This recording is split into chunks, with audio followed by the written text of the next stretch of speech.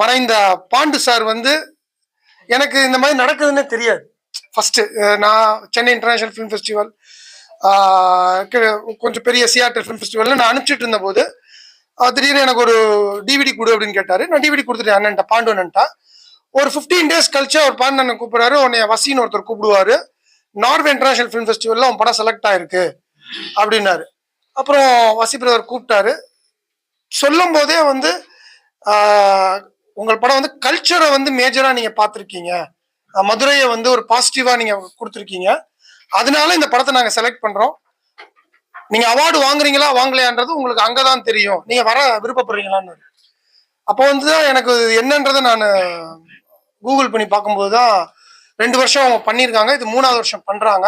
சரி நம்ம போயிடுவோம், தமிழர் அவார்டு அப்படின்றது வந்து ஒரு தமிழனுக்கு கிடைக்கும்ன்ற முழு நம்பிக்கையோடு தான் நான் அங்க போனேன். உண்மை